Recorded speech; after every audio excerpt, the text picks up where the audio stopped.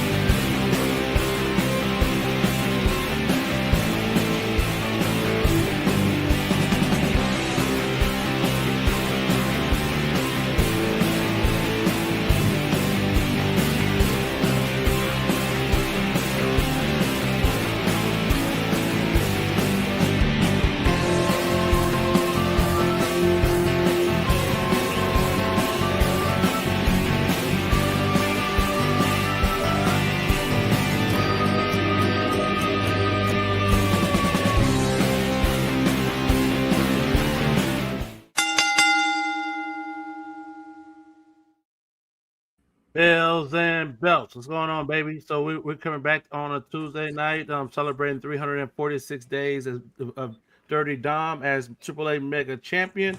We are 19 days away from a full freaking year, and I think it's going to happen. And I'm telling you, the celebration that we're going to have here on Bells and Belts when he reaches 1 year. No. No, we're not. We're not going to celebrate 1 year. We're not going to do that. Hell no. We got to celebrate 4 years of our own damn anniversary coming up. Yeah. We ain't got. Yeah. Okay. That's true too.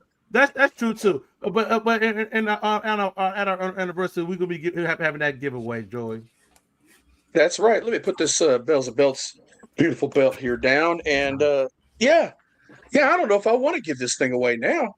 I kind of like it. It's like second nature, dude. It's like part of us. I mean, never mind that I got one right behind me.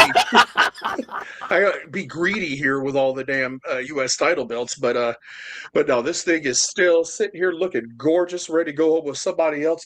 And you got about another month to get in on this thing. So we're at the end of August. You know, you got through the end of September, and then come October, it'd be time to give this thing away right here. And there you go. Check it out. We're still giving this thing away. You're commenting during the live show. You're already doing the right thing.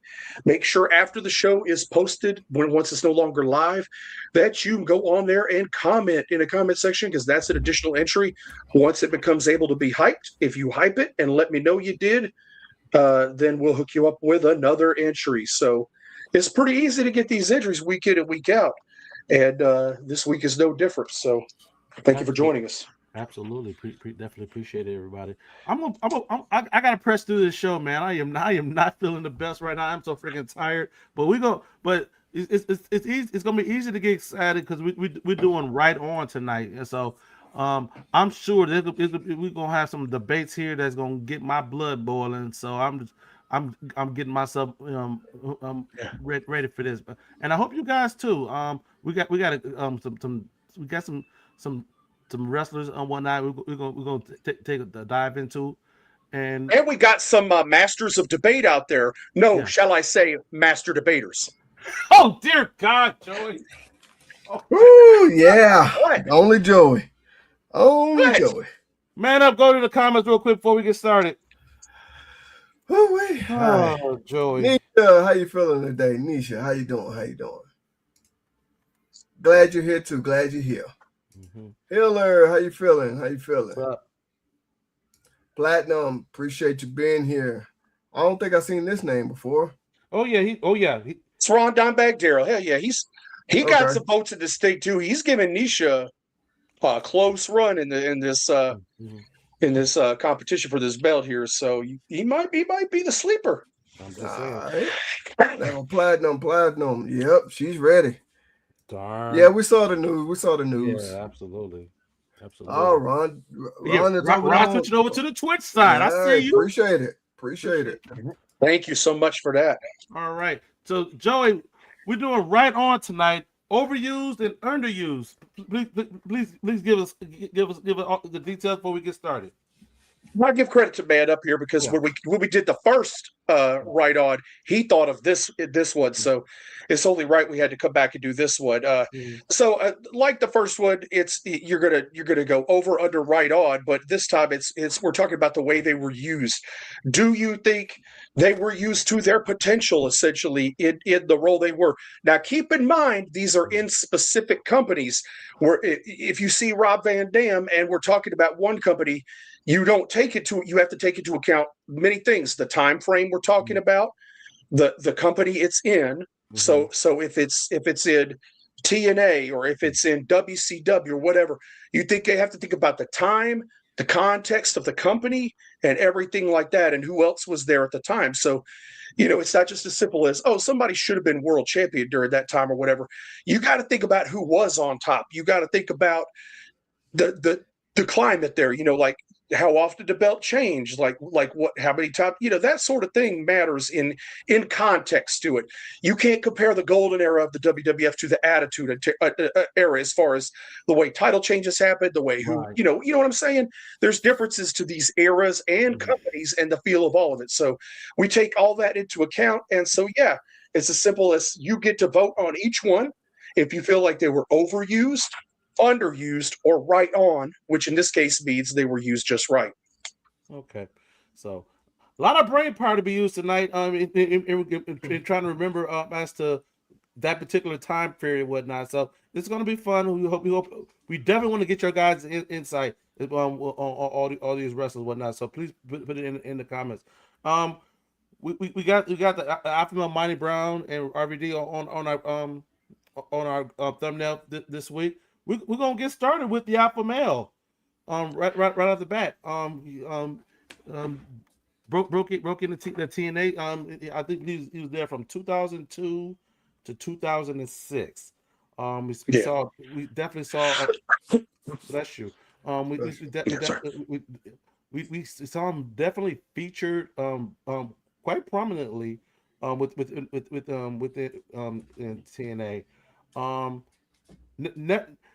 Never quite got to well, he was in the world title picture, but never fully got there. But Yeah. again, that didn't diminish um the impact that he has. Right. And Um in context too, he was very green when he first yeah, got to TNA. Not a lot of matches under Monty Brown's belt by that time. He was kind right. of signed, coming off of his NFL career. And so you got to take that into context too. It's not like he was on the level of a lot of the guys in TNA as far as what he could do in the ring. Now, he is very athletic. Don't get me wrong. If you remember all the pounce, you remember stuff like that. Oh He yeah. did some stuff, and got Lord knows it only got better with the 6-sided ring. The pounce did. I mean, the Yeah. angles you could hit it from in that ring and stuff like that is what really made that move special. It really So he did. had a great look. He had great, athletic ability. But yeah, not quite, didn't really have a lot of wrestling experience to coming into that. But yet still, like you said, featured and in a lot of main event matches with people like Jeff Jarrett. Exactly. Yeah. So overused, overused, underused, right on. Man up. Well, I didn't see much of him, so my answer is going to be kind of vague a little bit. But I do remember seeing him and his size. His look was, I guess you could say, good to be a wrestler and an NFL player. But so my answer is going to be right on because I didn't see a whole lot of him. Now, going by what y'all two just explained, that kind of makes me want to change it to underused, but I'm gonna stick to right on right now. Okay. I'm saying right on. Just on the context alone, that yeah, when he came in, yeah, he was very green, but like as time progressed and whatnot, he learned and he got featured prominently. Like I said in the in the upper middle cars, and working with the Jarretts of the other world can only will only help that as well. So I would say he was definitely right on, because he was definitely featured prominently, whatnot. I I even though he challenged for world title, when I didn't feel he was at that level to be able to be at that level. But it was good because he was another one of the long line of folks that Jeff Jarrett elevated and brought to his level. So I'm gonna say right on, Joy. I agree. I agree. I'm right on that too. I think I know man may be more familiar with him from coming into WWE's ECW and working as Marcus Corvon. Mm-hmm. But by the time he made it there, you imagine having 4 years in the business and being that polished. By the time he made it up there, he Mm-hmm. just ended up leaving over family issues and things Right. like that. That he decided to retire from the wrestling business over. But yeah, I mean, by the time he made it there, he looked great. And I don't think there was a right time in there where he could have been the world Yeah. champion. I don't think he was ready for that and could tote the belt quite like that. Yeah. Yeah. So I think he's Absolutely. right on. Yeah. Yeah. All right. Let's go to comments. We starting with Nisha. All right. Nisha says right on. Okay. Platinum says don't know him. Okay. Okay. Frederick says underused, missed opportunity. I can see where you would say that, Frederick, or whatnot, because it was that line between underused and right on for sure. But you also got to put it into context of it, like in that range. I want to say, and you correct me if I'm wrong, Joe. It's like 2003, 2004 when he was in that main event picture. Yeah. With Jared, somewhere around that when Jared was still they're still they were still defining that TNI identity. They had the X division, which was freaking smoking. Yeah. Whatnot, but it's like who are these guys? Who are these guys that they could potentially like grow into and develop within this company. So just putting that into context, There wasn't really a secondary championship to the world title. He Right. didn't fit into the X division mold, and it's kind of like where else would you put him if he's not going to be the world champion? Well, there was no Right. international title or digital Right. media title at the time, which probably would have been a better spot for him if that Mm-hmm. had been an opportunity, something they had. But Sure. again, early phases, they didn't need all those belts. They needed to focus on building what they had, and that made more sense. Absolutely. Good discussion on that one, guys. Yeah. Next up, we're going back to WCW with Laura Steven Regal with Sir William. So him coming into the WCW fold, whatnot. Definitely the face of the World Television Championship at that time for sure. His dominance is definitely well freaking known. Um, after the world title run, he was teaming in the Blue Bloods and whatnot. Yeah. So he did did a little bit of everything in this WCW run. Um, anything else to add before we chime in on what we think? Spot on. Not really. I mean, I guess if they're not familiar with, I mean, everybody knows Regal, but specifically, I mean, you got to look through it to the early part when he came in as a babyface at first. They quickly flipped him to the Lord Steven character within months, and then later on we saw him during the Nitro era, and he kind of fell a little further back. He did win the TV title another time during that era, and had some feuds over that, but he was definitely not as prominently featured during that era comparably to the early to mid '90s time where he was kind of at his best in WCW during that time. So yeah, I mean, I'm even bowling over my choice right at the moment. If you truly break it down, like we could truly break it down into like this phase of his WCW, Yeah. and then afterwards or whatnot. So Yeah. But I guess we'll do it somewhat combined, I guess. And see what we got. Okay. Right on. I guess I'll start it off. I'll go Yeah. ahead and start it off. I'm going to say right on, and just because Other than the world television title, like he would even allude to in his promos, it wouldn't have made sense for him to be in like the U.S. title picture and him be the blue blood. That would have made sense for him either. So the only way to go up from there would be, the world title. I would say my thing about one of the missed opportunities was the Blue Bloods tag team with Bobby Eaton. I really thought that might have been a great chance to be world tag team champions. Yeah. But overall, I think he was used really well and prominently for most of the time. And I mean, honestly, during the Nitro era, he kind of fell where he did, but he kind of deserved it in a way. He wasn't in good shape during that era. He didn't really look great. And he kind of fell back in the card, but he kind of had it coming at that time. So in my opinion, I want to lean towards Underused, but I'm going to stick with Right On as far as this goes. Yeah, man up. I'm going to say Underused because I do agree with what Joey just said. I think that he should have also been tag team champion with the Blue Bloods. So for that reason alone, I gotta say Underused. But I am going to say, well, that's my answer, Underused. But I do want to say Right On as well because he was in a good spot. No flip flopping. Which one is it? I said Underused. Okay, yeah, don't flip flop. Don't flip flop. I think we're both on the line there. I kind of lean towards Right On. He took me Underused, but I kind of see that side too. Yeah. There was definitely some meat on the bone with the Blue Bloods for real. It's like.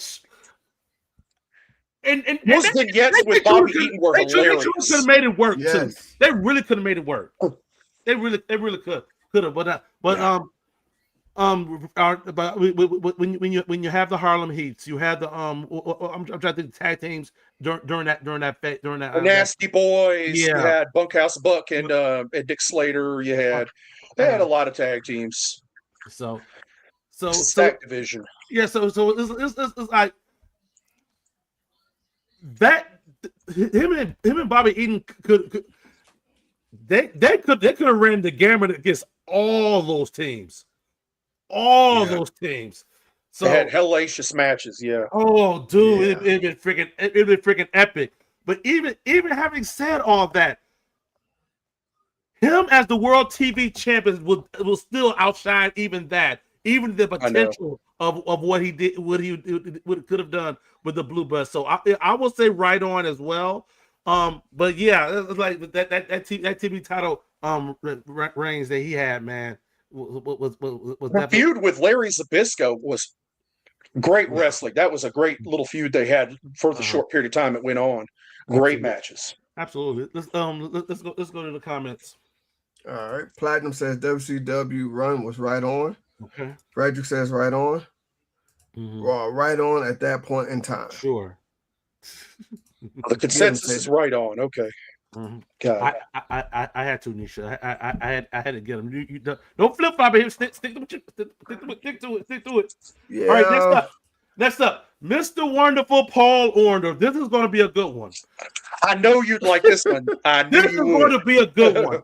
Okay. Putting it now. We talk about a span from 1984 all the way up until 1988. 1988. So everybody knows of the feud that Orndorff had with Hogan, and not just the one that everyone's familiar with after he turned on Hogan. They had a little bit of a feud. Like the year prior, before Hogan went into the business with Bundy, at WrestleMania 2, and they were freaking they freaking drew freaking money, and speaking of freaking money, the man looks like freaking looks like freaking money. He got the freaking look, got the attitude. The believability is freaking real. Everything about Mr. Wonderful was freaking spot on. Upon his debut, they went in with him along the upper top of the card, paired him with Piper, and they were off to the races. So there was definitely some opportunities there with Mr. Wonderful. I know, like he had an arm injury that during his feud with Hogan that he did not stop. He did not stop because he didn't want to miss out on that money. And hey, that's a testament to his freaking toughness. So yeah, I mean, and despite not being the champion, he was a main eventer throughout his run. yeah, He was solidly in that main event picture, whether he was teaming with Hogan or wrestling Hogan or whatever. Mhm. He was fixated in that main event picture. Mm-hmm. So This, man up, you're up first. You up first. Man, I'm gonna say underused. Okay. I know everybody's might disagree with me on this, but I think he should have been world champion over Hogan. I know he had a feud with him, turned on him, all that good stuff, later on, but still underused big time in my opinion. Win what? Win. He should have been world champion at what point? With the feud with Hogan. I think he should have been champion, so I'm saying underused, in my personal opinion. Okay. Joey. I'm gonna have to second that. I think there was a missed opportunity there. And I'm talking the moment you go to Cedric, the pile driver, when he turned on him. I think if there was a time to switch the belt, it would have been right after that. Mm-hmm. And yeah. But then again, it's hard to say because I think if they already had the main event with Andre in mind, it's also kind of hard to say that they would have switched the belt knowing that they were going to lead to Hogan and Andre in '87. Yeah. It's like when the hard part is fitting that in and making it make sense. Exactly. And the WWF wasn't big on switching belts. But I'm still going to say underused because I still think, if nothing else, and this is hard because Randy Savage came in and became Intercontinental Champion, Orndorff would have made a very solid Intercontinental Champion too during that time. So it's like in some way, I think he could have been. I think he could have been in there. It is hard to pinpoint exactly what time, but the best time would have been when he turned on Hogan with that pile driver. I was going back and forth with this one as well, Joey. It's like,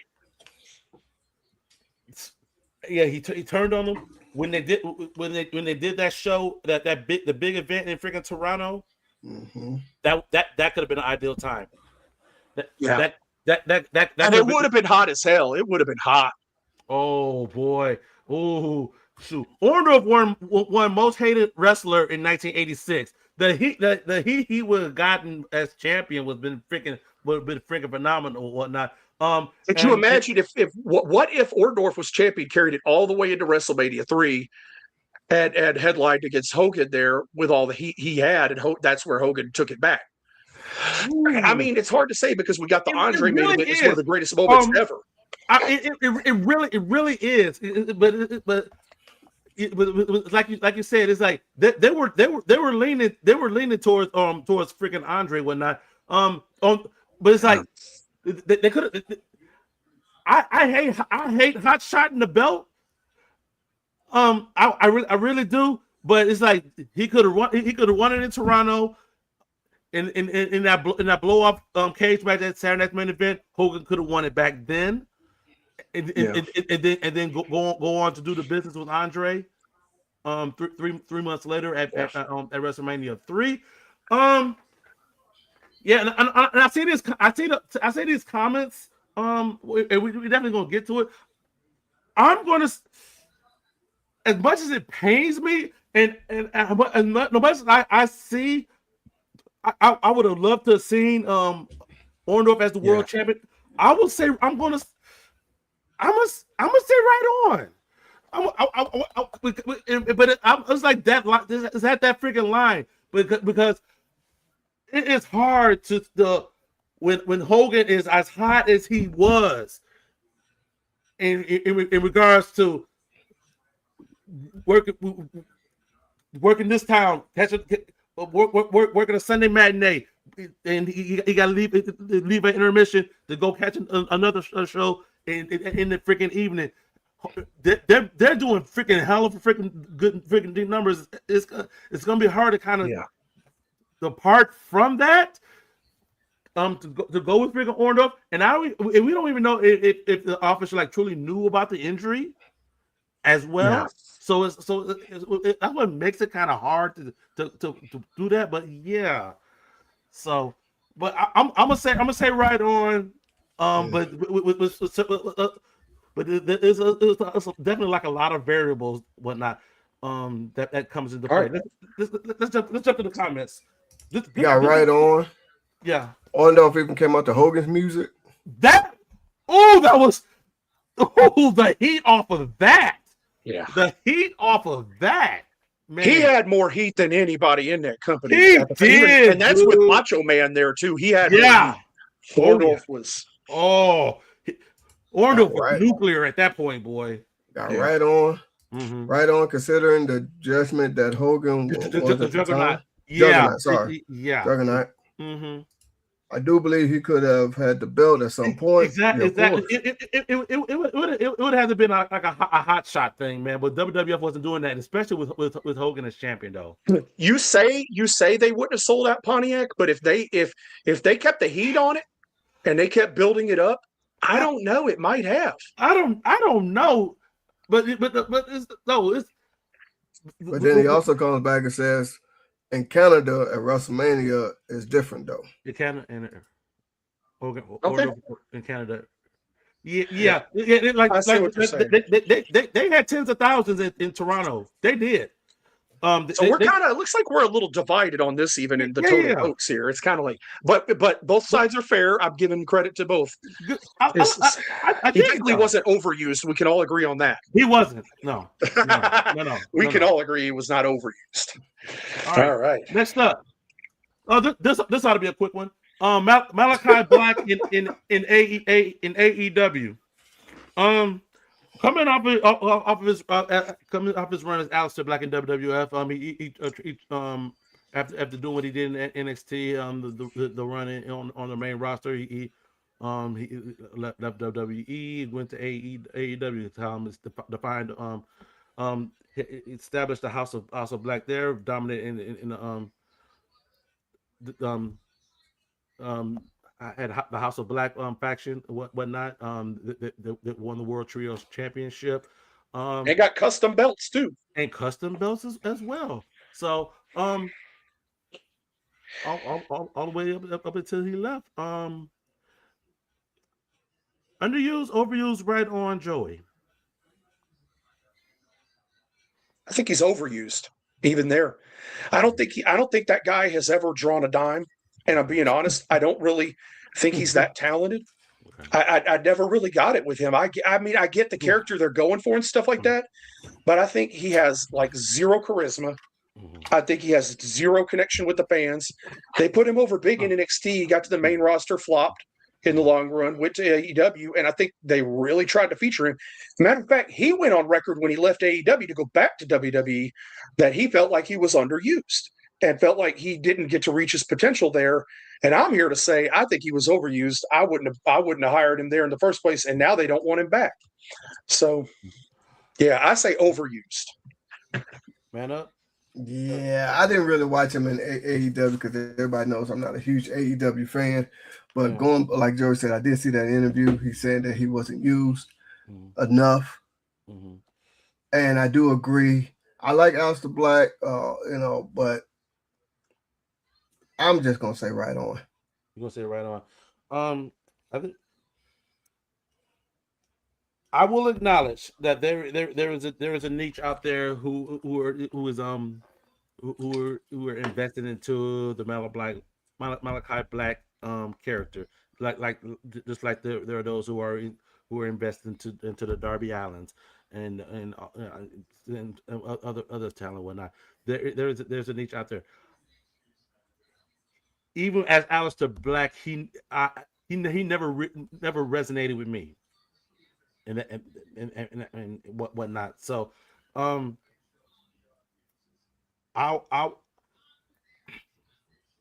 definitely not underused. definitely not underused because it's like they featured him on AEW, huh? Yeah, he was heavily featured on AEW. Oh, yeah, he was. He had his own faction. He did, and they were champions, whatnot. Yeah. But it wasn't. it wasn't to it wasn't to that point where it was ad nauseum, you know. Whereas it's like, oh my gosh, they still got this dude on there, whatnot. So in regards to AEW, I will say right on. But it just didn't resonate with me. Let's go to the comments. We still got a ton to go. Misused in AEW. Good evening. How you doing? How you doing? Oh no, we need to know. Underused, misused isn't an option. Is it underused or overused? Which one is it? Yeah. What should he have been? I could not see him being the AEW World Champion. No. I could never have seen a time where that would have happened, or even any TNT or any of that. Yeah.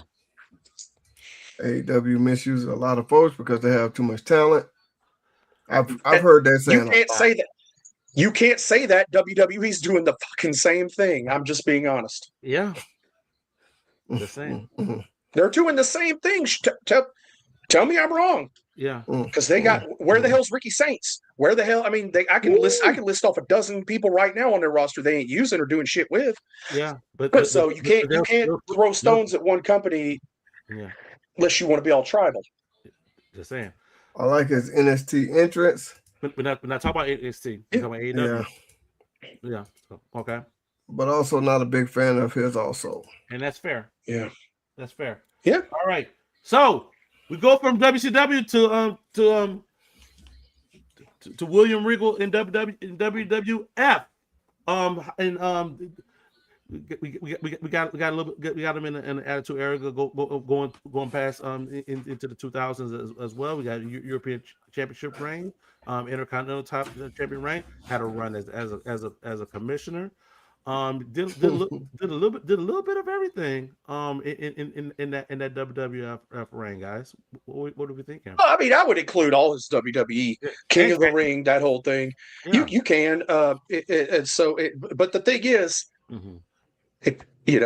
Again, if you're gonna claim overused, underused, have a reason. Right. So, man up. This is tough because he was featured a lot on TV in WWF, and like you said, all the roles he had. He was European champion. Mm-hmm. Man, this is tough. World Tag Team Champion multiple times. I think. Yeah. The stuff with Lance Storm and the Un-Americans and the Tajiri comedy team. He was not overused, in my opinion. Okay. No, I don't think anybody will say that. But. No, I don't think so. No. I gotta say right on. I gotta say right on. Only because I don't see him as a world champion. Mm-hmm. Especially not at that point. Not when you got guys like Triple H, Triple H, Rock, Stone Cold, all of them. Yeah, Mick Foley. I don't see him as champion during those times. So he was at a good spot. It was great for him. So yeah, I gotta say right on. I'm right there with you, man. Up on right on. What he was given with was definitely spot on. It was a good contrast for what they were doing with the talent that they had at the upper part of the card. So yeah, right on, Joey. I'll say right on. Also, let's go to the comments. We got to pick it up. We got score to cover. Right on. Short hair Regal, right on. Long hair Regal should have been world champion. Oh, okay. Win platinum, win. Right on without the Kiss My Butt Club. Damn, I forgot about that one. Missing Hall of Fame induction. Okay. Hey, you never know. He's a surefire Hall of Famer. Come on. No, I'm just saying you never know when. Yes, but to piggyback, if you say they should have been world champion, at what point during that run should who would he have beaten? Yeah, tell us who he would have beaten when. Exactly. Like at what point would that be even feasible? So yeah, it's easy to say should have been world champion. Okay, when? Yep. Yeah, all right. Yeah, now those guys on top. Eddie Guerrero in WCW, Joey. All right, so he won the United States Championship, World Tag Team title at one point, multi-time Cruiserweight champion, had some incredible feuds with Rey Mysterio and stuff like that. Getting on to that point, like he, and then the Filthy Animals kind of at the end where when he was a World Tag Champion with all them, and they kind of had their thing. Definitely featured on the show at a time when Hulk Hogan, Hollywood Hogan was the top bill and stuff like that. So again, we're not talking the era where he was WWE champion. We're talking years before that, WCW, when wrestling was different and the top guys were different. So, there you go. We gotta definitely get through this. So we can't spend too long on it. Man up. I'm gonna say underused, because I think he probably wouldn't have never been champion, but I think he should have had a run up there at the top. So right. Underused. At what point? At what point? Doing it? At what point does he have that run at the top? He was in there from 1995 to 2000. I'm gonna say, when would he have? And who would he be? Who would he be? Hogan, Sting. He could have had matches with any one of those guys. So would he probably have won? Probably not. But he could have been up there with them. That's what I'm saying. So I'm saying underused. He did have those matches. He was U.S. heavyweight champion. He wrestled Ric Flair. He wrestled a lot of different people. He had prominent when he was United States heavyweight champion. He wrestled a lot of top guys and was prominently featured at that point. So if you're unaware of that, he did have matches with top guys. I know he had that with the United States Championship. I'm saying he should have had should have had a chance to go after the world title. That's what I'm saying. You mean to tell me you could have seen all 5'8" of Eddie Guerrero wrestling Goldberg in his prime? Okay. I couldn't see it. Sorry. I didn't say he was going to win it. I never said he was going to win it. So I said just have a shot at it. That's what I said. All right. But we're trying to keep up on time here. Yeah. Right on. David. Yeah, I'll say he was booked right on or used right on. Yeah. But in the interest of time, it's like I'm trying to think, like in that run in which there when you have your Hogans, you have your Stings, you have your Hogan again, you have your Luger, you have your Hogan again, you have your Goldberg, you have your Goldberg, you got your Kevin Nash. At what point in that mix does Eddie Guerrero fit? Yeah, when did he have the momentum to do that? Anything? I don't see. Like, because that's a whole nother thing right there. When you got to have the freaking momentum, and it has to make somewhat sense to where you put him into that spot and you trying to say he didn't have the momentum as U.S. champion. No. Wow. Okay. All right. I'll leave it at that. Wrestling was different at that point. All the main eventers were a lot bigger than him. Mm-hmm. I'll leave it at that. All right. Size-wise, go to the comments.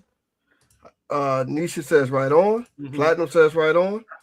Right on. Wish she would have been there longer. Okay. Eddie had 2 belts at one time. That's my point. Win, man up, win. I said it several times. I don't see it then. Yeah. It has to freaking make sense. You don't.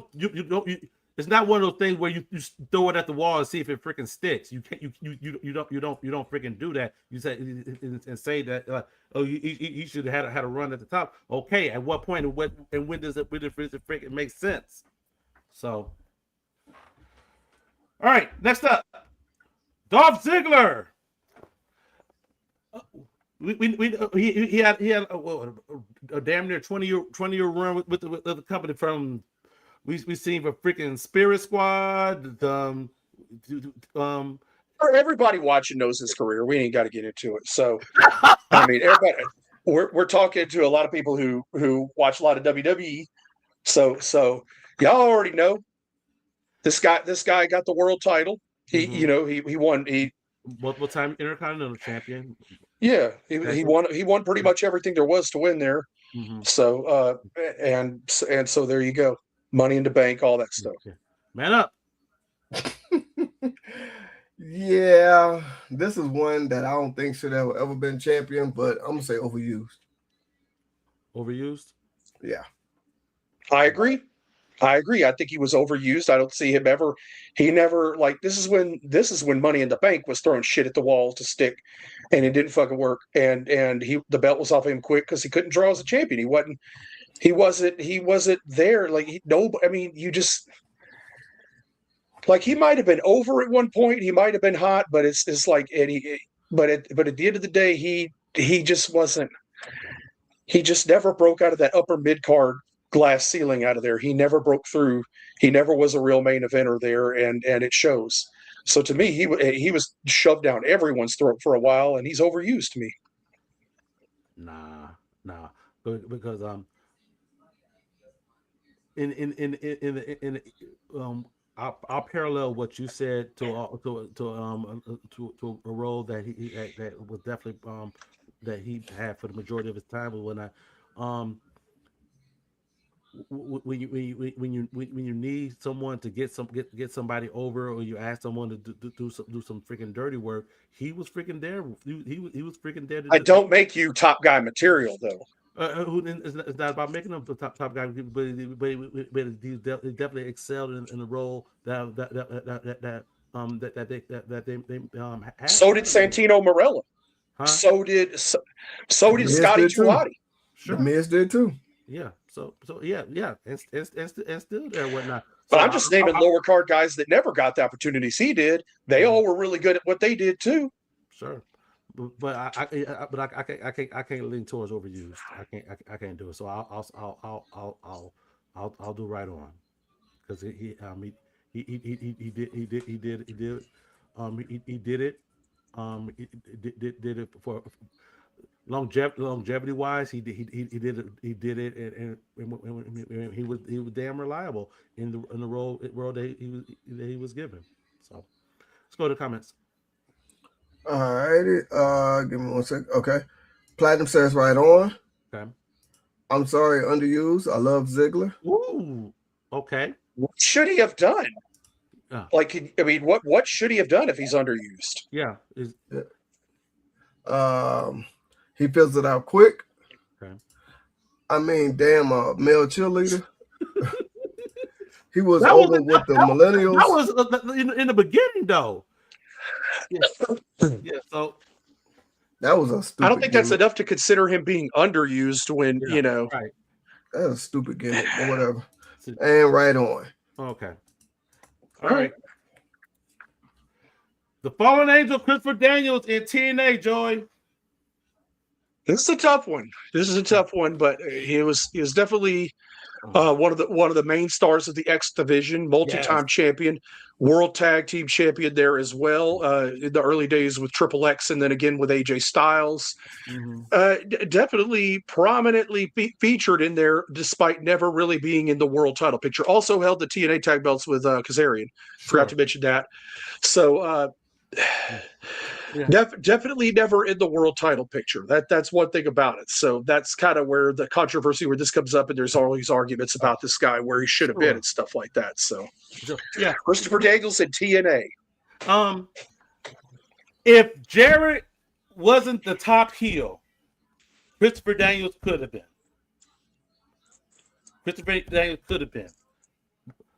Since he wasn't, and he done his best work as a freaking heel, as a pioneer in the X division. I will say right on. But there was definitely another level to Christopher Daniels whatnot. If Jerry wasn't there, I would have went underused. Because he definitely was freaking there. He was there. Man up. Yeah, go ahead. Yeah. Okay, I'm gonna say underused because I think he should have been world champion at that time. I don't care if Jarrett was there or not. I'm still gonna say underused. All right, and again, when you say that, I just said what my reasons. I just said my reasons. No need to ask. No need to ask. I'm saying, at what point though? I just said it. No, when? At what point do you? Well, it doesn't matter. I don't care if he was not the biggest heel when Jeff Jarrett was there. I'm still saying he could have had a shot or a run with the title, with the world title. Excuse me. So I'm saying underused. I'm going to go with right on. I don't ever see an opening in the company where he was poised in a position in the right at the right level at the right time. I never saw an opening where he could have feasibly won the world championship. I just don't see it. I don't think there was ever a spot for him where he was in position to do that. Again, it's like the Eddie Guerrero thing. It's like, it's one thing to say somebody should have been the world champion, but if you can't say when and you can't say where it fits into the story, where it could have fit, like we did with Orndorff, where we're talking about, the spots where he could have been the champion, it's kind of like, then there's really no wheels on that opinion. It's kind of like there's no wheels on the motion there. This is what fans do all the time. This is the reason we're having this show, because people always say, "Oh, he should have won the belt always just once." It's like, but at what point? It's like, yeah, you can have that take. Okay, explain at what point do you see where that is freaking possible? It could have happened. Like when he was a heel, you had Jarrett, then you had Christian Cage, then you had Kurt Angle, people like that were on top as heels. When he was a babyface, you had AJ Styles, you had Kurt Angle, you had Christian Cage, you had other people like that. So during his career there, he really never was that close to that top spot. There were other names involved in that were higher up the card and bigger stars. It's just what it was. So that's kind of the same thing with Eddie Guerrero in WWE when he came champion. You had bigger stars like Kurt Angle, Brock Lesnar.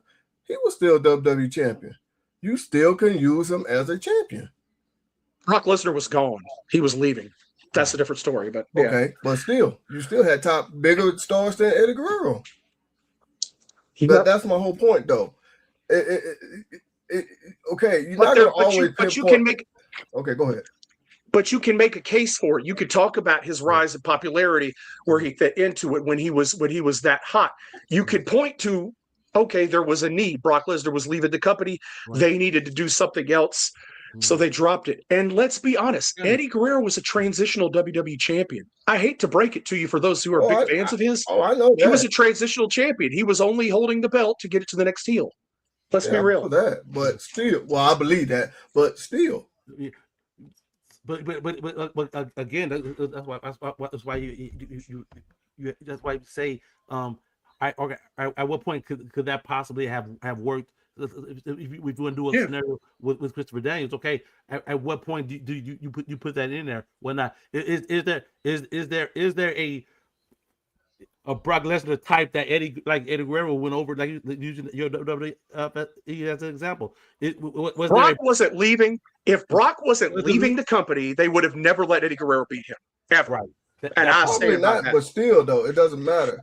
It still was people more over than Eddie, and I'm a huge Eddie Guerrero fan. Y'all know that. Not on SmackDown. But at the same time, not on SmackDown, there wasn't another babyface. You still had people more over than Eddie. On and everybody loves Eddie. At the time, Eddie Guerrero was on SmackDown, and this was happening. Who was a babyface that was bigger, more over than him on SmackDown at that time? I can't remember everybody's name at that time, but still, it doesn't matter. Angle wasn't wrestling. He was the general manager, right? I don't think at that time. I can't remember exactly, but yeah. Still. Well, no, he came back. He was his opponent at WrestleMania. Sorry, but he was not a babyface. Okay. But he had been on the shelf prior to that, probably, I believe. But you look at SmackDown at the time. Look amongst the babyface roster there and tell me who was hotter. But still, it doesn't matter. I'm still going to say he's underused. He should have been champion. Even though I don't care if Jarrett was bigger heel, he still should have had at least a shot at the title, at the least. He did have shots at the title. No, still, I don't care. He's still underused.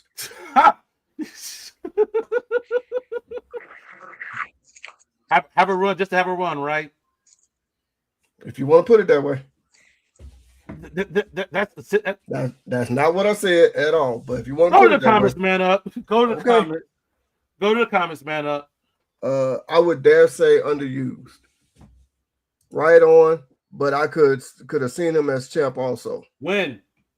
Underused though, out throughout his career, unsung hero. Agree, Joey. He wasn't unsung. He's very recognized, very heralded as for his accomplishments and what he did. Yeah. That's, I mean, Eddie was CD insanely is well respected. Yeah. Oh yeah, I'm not saying he wasn't respected or anything. Yeah. I mean, I know you responded to that comment, but all right, real quick, $1 million man in this freaking WWF run. Money freaking giving, no pun intended. Yeah.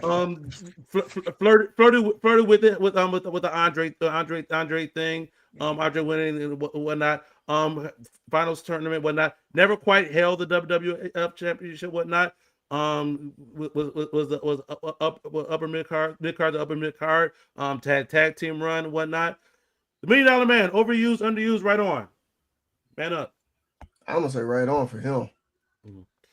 Okay. I'm gonna go overused. I don't think he ever really. Yeah, I think he was overused. At least in the time where he was in the main event picture. I just didn't see it. I didn't see him, and that's. I think I don't think he was ever. I don't think when they teased him being WWF champion, he should have been. And I think that spot was kind of put on him too quick, and that caused him to fizzle out. So in that respect, I think he's overused. We're all across the board. I'm gonna say underused because a $1 Million Man championship run in which it plays out, whereas that transaction went through some kind of way, and have him hold the title to a WrestleMania, and then Macho Man win it off of him. I would have loved to see what that looked like on that front. See, that's the opening right there.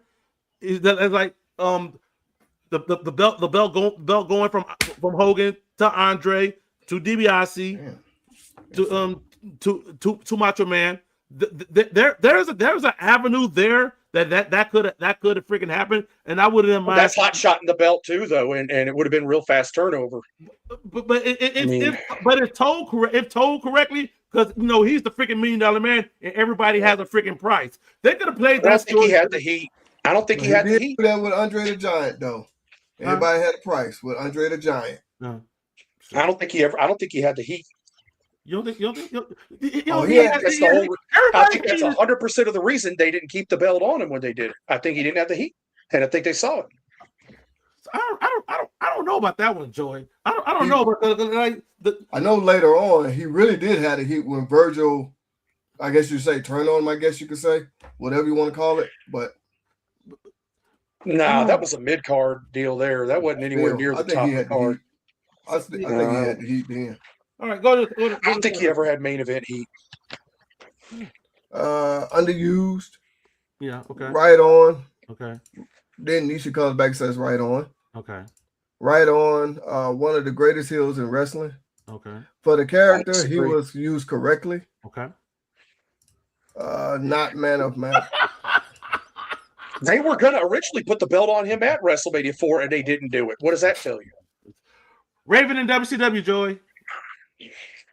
Well, I mean, I guess a lot of people probably don't know his run there. He was hot off ECW, came in, really give it a featured, prominent role in the company, like featured with the gimmick, didn't wrestle for quite a while, just kind of in the crowd, and then showed up and doing some things like that.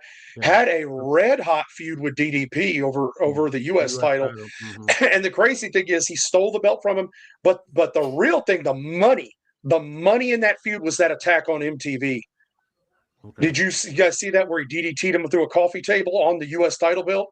I didn't see. I'm at the YouTube. We're talking. They didn't see it like nobody. Foo Fighters were on there, sitting around on the couches and stuff like that, and with DDP, and they were talking. And Raven ran up in there, and nobody out there but DDP and the host knew it was coming. So people freaked the fuck out, like they thought it was real. and that's something you don't see a lot. Raven came up in there and street clothes, like his clothes weren't street clothes anyway, but he had long jeans and stuff like that, and jumped him, busted him with the belt, then put the belt on top of a coffee table and DDT'd him through it, hard way, and then they were off. And the only thing that sucked about that feud is it ended with Raven. Not that Raven shouldn't have won the belt when he did. He finally got it off of DDP. But then the next night on Nitro, or the week after, whatever it was, he lost it to Goldberg immediately. And that's what kind of started the Goldberg run as U.S. champion. Yeah. But he was later on. He had the flock. So he had his own faction. Yeah, he did. He was on the cover of the WCW NWO Revenge N64 game.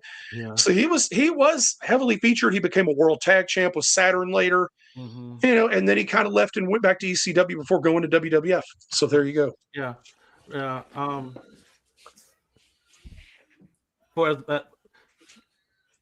I think it definitely kind of took a step back from the prominent role he had in ECW, from ECW to WCW, but with what he did accomplish and everything, I'll say right on, in that aspect, man. Yeah, I don't remember Raven much in WCW. I remember him, a lot of him in ECW. So with that being said, and then going by everything that Joey was saying, I'm not going to say underused, because if he did all that, yeah, got to. I think. Oh, hold on. Let me make a point real quick, because I'm going to say underused, and the reason is, if you look at the psychology that he had behind the stuff he did in ECW, the shit with Tommy Dreamer in ECW was amazing. Yeah, the way they ran that feud. Then the stuff with DDP. There was just meat on the bone. It's not about the belts he held. I'm not saying he should have been WCW World Champion. Right. I'm saying that with his psychology, the storylines that could have happened on Nitro and their programming could have been very, very good. Real quick, Joe, give me a quick scenario on that. Give me a quick scenario on something potentially that could have happened. He could have. If you're familiar with Raven, it's just his psychology with different opponents. Okay. He could have had better feuds. If the feud with DDP was any proof of that, was any evidence of what he could do with a feud and heat that thing up to the point where it was that hot. And the flock were a bunch of fall guys for him, and Raven was really good at could be really good at playing chicken shit heel. He could be really good at playing kind of the badass heel.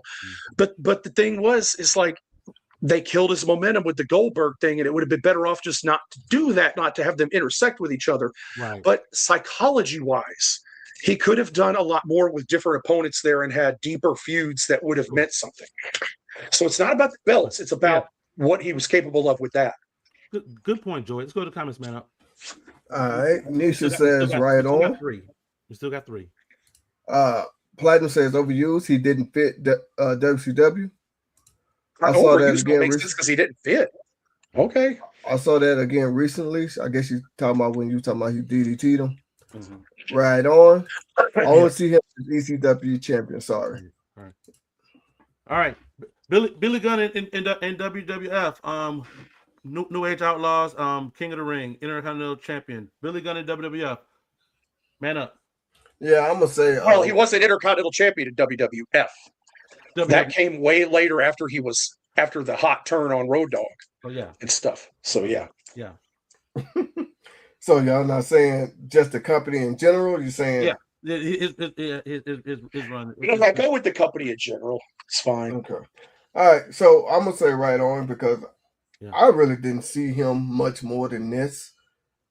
Mid-card guy, tag team guy. I didn't really see him much more than that. So I'm gonna say right on. Same. Joey. I say underused, and I'm going to say that based off the fact when they turned him and he won the King of the Ring, he was hot. Mm-hmm. Like he was hot at one point at that time. And he did brush. He worked with The Rock over the WWF Championship briefly, but my thing is, by the time he was Intercontinental Champion, it meant nothing. Right. That shit he wasn't over. He was in a shit gimmick. Mm-hmm.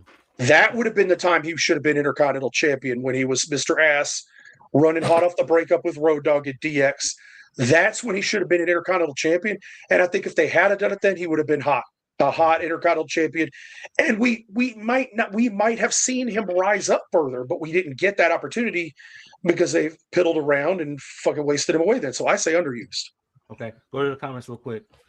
All right, Raven, a great ring general. Excuse me. Right on. Yeah. Right on. Same. Right on. Okay. I'm changing this order up real quick. RVD in ECW. That's controversial. We're not talking WWE ECW. We're not talking that. We're not talking about when he got the world title there. Right. We're talking about the original run from 94, 95 when he came in, I believe 95, to the time it closed in 01. He was there. He was there for that time period. The long, incredible run as ECW World Television Champion that went for over a year. Multiple runs as World Tag Team Champion with Sabu, and I really hope if you never saw him in ECW, if you don't know the run, then don't be just like should have been World Champion in a story, because Paul Heyman makes a point about this. When he was World Television Champion, it meant as much or more than the World Heavyweight Championship there, because he beat everybody. Taz lost the World Title, challenged him for the World TV title. Van Dam beat him. Van Dam was the draw, like part of the draw on the pay-per-views and stuff like that. So at the time, with what he was doing with the television belt, it made no sense to take that off of him and have him be the world champion. So you got to, again, take this stuff into context. Don't just jump to should have been world champion, should have been world champion. Yeah. It's like, but because you have to look at what they were doing with him and what it meant and stuff like that. And his title reign didn't get to play out. He got injured and it ended up getting stripped because of that. And then he came back and worked it, but it was hard to kind of work him back in and get his footing before the company closed down, unfortunately. Absolutely. So that's the stuff I want to put out there before you just say underused should have been world champion. Absolutely. It's like, just think about that. Think about where he was positioned, what it meant, and everything like that. And with that, right on, man. It really freaking was, man. Yeah, it was like especially watching a bunch of the ECW pay-per-views back in the day, whatnot. The shit with Jerry Lynn. Yeah, it was freaking amazing, man. It was like, oh, I know this person's the world champion, but I came to see RVD. You know, they stole the show every time. They were the draw. Every time those two hooked it up for the TV title, it meant everything, because it didn't matter what belt it was for at that point. Yeah. They were going to tear it down. Exactly. Man up. So I got to go right on too. I'm gonna go ahead and skip me. Yeah. Man up. Okay. Yeah, I'm gonna say underused big time, man. With that popularity he had, especially, I know we're talking about his ECW run, but when they had the invasion angle. He was at one point. He was no. We're not talking about that. I know, but let me get to my point. When he had that invasion run, and he was the only one being cheered, he's the only one over. Yeah, he was still severely underused in ECW. No, he was not. He was. Okay. Hey, look. You had your opinion, right? You got your opinion. But I'm telling you. He was underused in ECW. How? I don't care what Paul Heyman says. How? I don't care what Paul Heyman says. He should have been with that popularity. He should have been world champion. Sorry. How? Sorry. He should have been world champion. But you're doing exactly what we just talked about. You're doing the exact same thing. I don't care. That's my opinion. He should have been world champion. With that popularity he had, yeah. Just like y'all said, when Paul Orndorff had all that heat, and he power drived Hogan. That should have been a good spot for him. I'm saying you're not giving us that. You're not giving us that. You're not. Yeah, you aren't giving us that. I'm telling you. With that heat, I'm sorry. With that popularity, he should have been world champion. That's it. This is literally what you're doing. Not it. That's it. No. I'm not giving you no more. Yeah, exactly. You're not giving us anything. Waste your breath and your time. Yeah, you just listen. You got to stop and listen and quit interrupting us, because that's what you're doing now. Yeah, that's what y'all doing to me. Y'all interrupting me. Y'all wouldn't let me finish. We're trying to make a point. And you said what you said. You said what you said. You just brought up an example of Mr. Wonderful. I gave you a time when he would have won it. You didn't give us that with Van Dam. You didn't give us a time. I just said that you didn't give us popularity that he had in ECW. You mean to tell me Who you would he can't have find a beaten? spot for him? Who would he have beaten when? And when Taz was champion, when Raven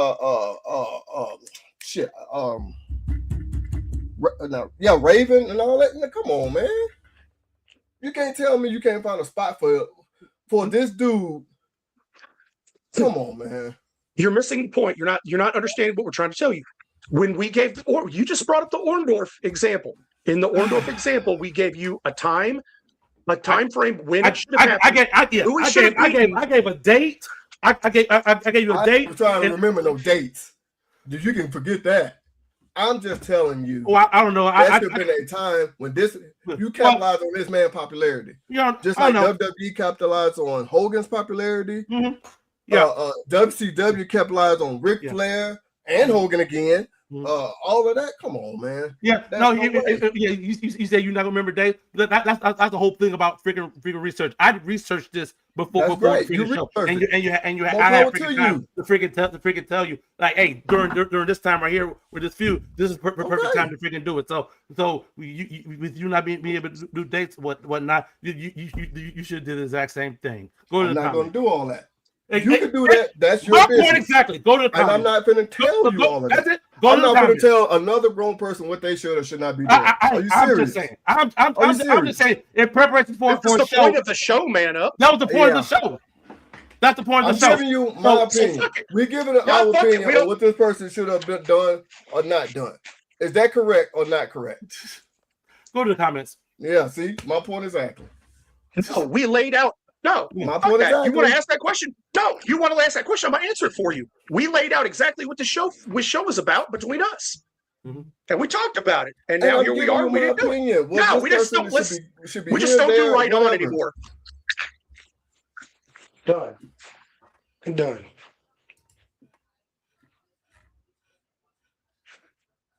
Yeah. Okay.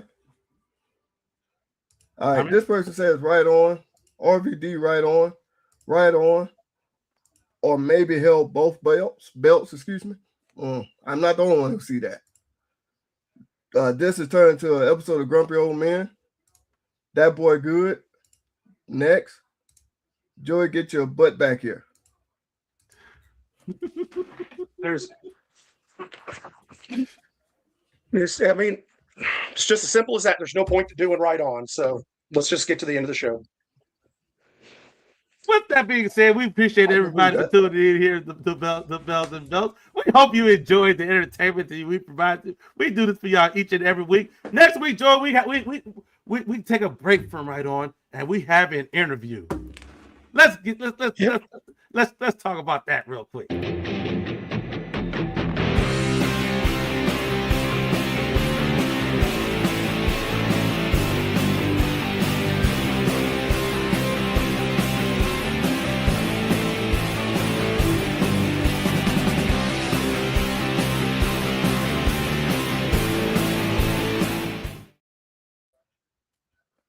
Right, next week, here live September 1st, we will have one of California's hottest independent wrestlers, Ultra Girl Brittany Wonder. We're going to be getting our first California guest on here. Be having a great conversation with her. That should be a lot of fun.